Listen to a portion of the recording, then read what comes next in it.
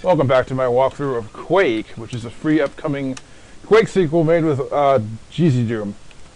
This is a standalone game. It's not a mod or anything like that. We're now in level 9, or not 9, sorry, not 11. We're on level 11. So we gotta get through this level. And we got a new weapon here. This is the riot controller shotgun. I'm not going to be using it for a while because it's actually not that good. And there's a new enemy type. I'll get into the enemy type in a second once I describe the weapon. The weapon's basically a double-barreled shotgun, which is semi-automatic, but it's not very useful in that mode. And the only mode it's useful in is the mode where it fires automatically. And that mode is a huge waste of ammo. You don't want to use it unless you absolutely have to. The original weapon was from a mod for Quake called Zersterer. And this is basically a bestiary recreation of that, with the automatic firing mode built into it, and there's another macronite. The automatic firing mode actually predates this game. It was in Q1EXP first. The Quake mod this is heavily inspired by, which I also created. I don't know when I created it. It's a long time ago. I borrowed stuff from lots of different mods. Basically it was like a compilation mod that included new monsters that were inserted into any level.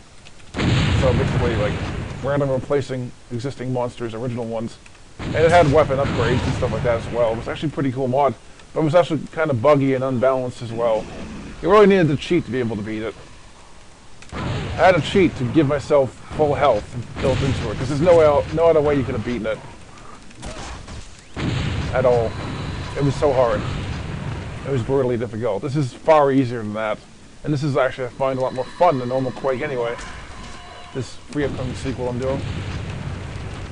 So the enemy we killed, it's called a, what's it called again? It's a Quoth enemy, from the Quoth mod for Quake.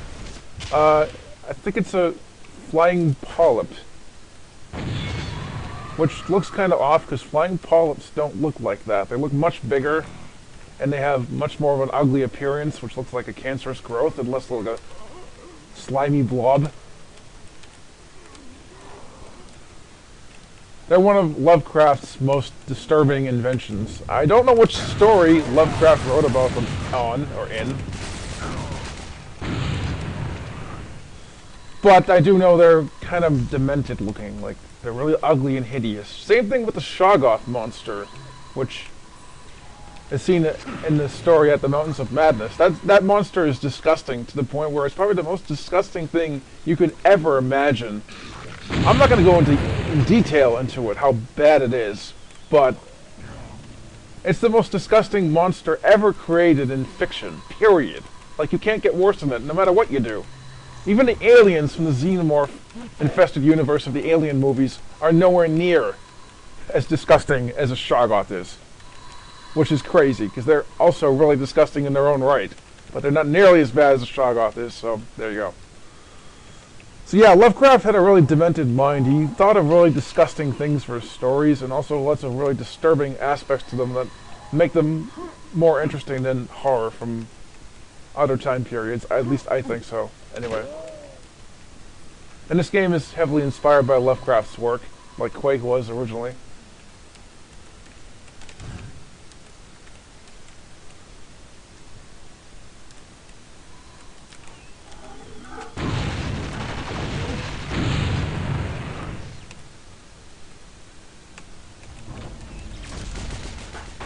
I'm going to go back to using the nail gun here because we don't have ammo for the shotgun, and I don't want to use that rocket launcher thing we were using earlier with phalanx.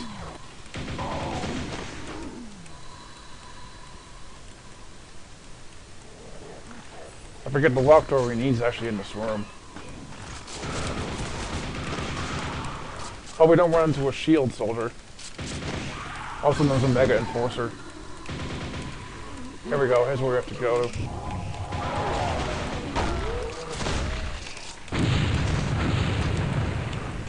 And I got my weapon stolen by a gremlin. Yet I can't get it back, because there's no way to get it back.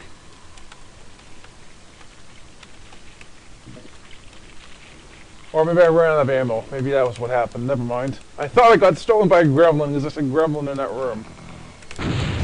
And that shambler also died in one hit. Extremely bad luck for the shambler species. series of videos I'm doing tonight. And by the way, this is the very last level of the Earth base episode for Quake. The next episode is on Stroggos, and oh my god, is it hard compared to this. This is pretty easy overall. I mean, I've died a few times, but overall it's not too hard because most of the fights are fairly easy. That's not the case with Stroggos at all. In fact, Stroggos really amps up the difficulty significantly in this, to the point where it's actually a lot more challenging. So I'm going to have to be a lot slower and a lot more careful in the Stroggos episodes than I would be in this. And after that, you go to a completely different alien place, which is not even like a futuristic base thing at all. It's the city of Rilia from the Call of Cthulhu. That's where the third episode takes place. Unfortunately, we won't see much of that in this playthrough. I'll show off a little bit of what it looks like at the end of this playthrough, for the end of the video for level 20, which will show off the beginning of level 21, which is in Rilia, or Rilia, whatever it's called. It's kind of a really bad representation of that place, because that place has extremely demented architecture you can't do in a Doom engine at all. Like, period. Like, weird curved architecture, doors on walls, stuff like that. Non-Euclidean geometry, basically, is what it has. And that's hard to describe what that is, but that basically means surfaces aren't completely flat where they should be. They're curved instead. So everything that should be flat in this, like the floor and the ceiling, will always be curved in that case. So that's really hard to do in the Doom engine, so don't expect me to do it. So that Relaya interpretation in this is actually quite bad. It's not much of a Relaya interpretation. And here we go, we got Armagon for a boss. He's the first boss in this, but he's a mini-boss. This is his first appearance. Actually, this is not Armagon. This is the Macron from Quake 2. What am I thinking?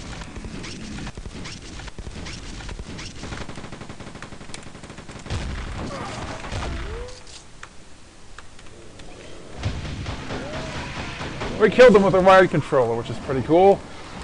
Now we're going on to the first level in the Stroggos episode. If I didn't screw that up. Well, you know, I'm going to start from scratch, because that was stupid. I got killed in the middle of flipping the switch, which caused me to die and start the level from scratch. Which is not good, but this is the end of the episode, so I can do this and play it like that. So that's no big deal. That death was completely stupid of me. But whatever, we're now on Stroggos anyway, so it makes no difference if we did it from scratch or not. So now we're in Stroggos. This level's not too hard. I mean, the beginning levels are really easy in it. But it does ramp up quite quickly, the Stroggos episode in this I found. I found the Stroggos episodes very, very tough in this. Especially later on, you've got to be a lot more careful in it than you are in the Earth-based episode, which I got pwned at the end, but that was one of those monsters that can pwn you anyway. One of the super hard ones. I was locked in a little place where I had no way to take cover from it.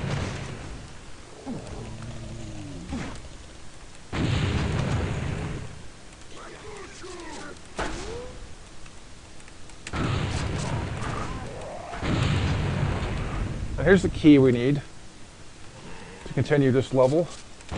You see, this is Stroggos, but the texture for the sky is completely new. However, it does fit Stroggos quite nicely. It's very similar to what Quake 2 skies look like. It's not the same thing, though. It's not from Quake 2, but it's very close. This is from a custom skybox called Mercury, actually, I believe it's what it's called. But it looks a lot like Stroggos would look like. So, this is technically still Stroggos. It's just maybe a moon of Stroggos that's really, really close to the star or something. I don't know. Or a planet that's close to the star, that is. It wouldn't be a moon, would it? It'd be a planet, wouldn't it? But yeah,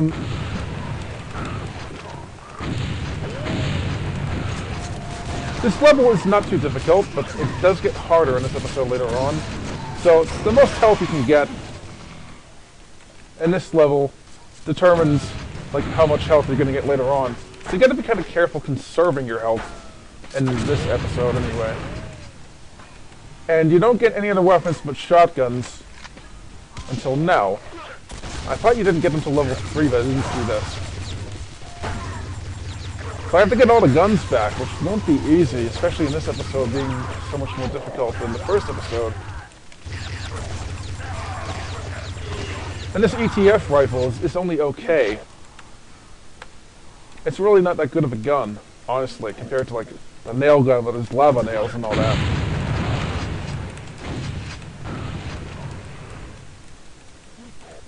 So yeah, what I was trying to say earlier on is that your health really is important between levels in this episode. Don't waste your health too much in this first level. I still got 133, that's doable, but be careful with it. Because it does get much harder. I'm going to be a little bit more careful in this episode than I was in the first one. Because I have to be. The way this is set up. This is such a hard episode that you can't screw up with it at all.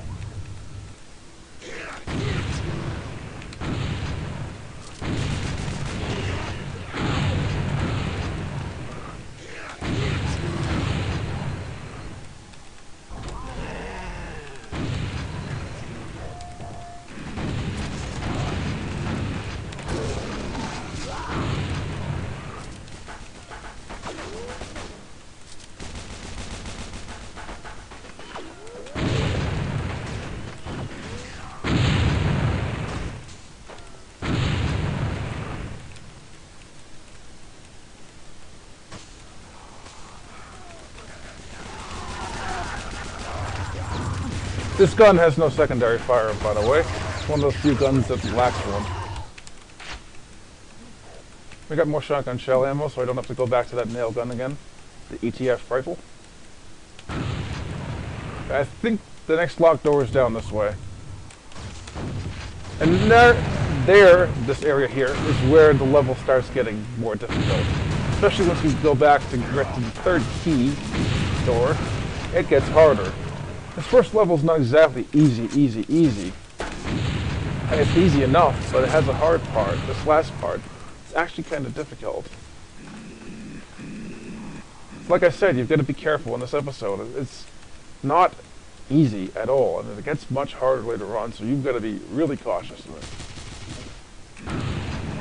Which is good, because Quake is meant to be hard. I mean, this is definitely going in the right direction. Quake was never an easy game in the first place.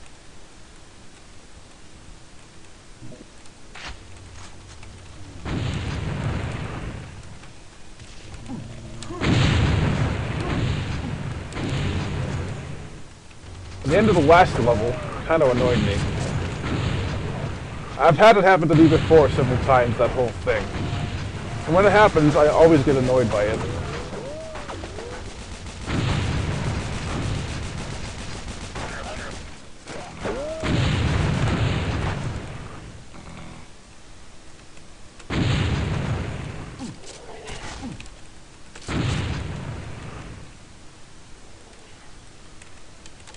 And here we go, here's the final locked door of the level. Here's the blue key.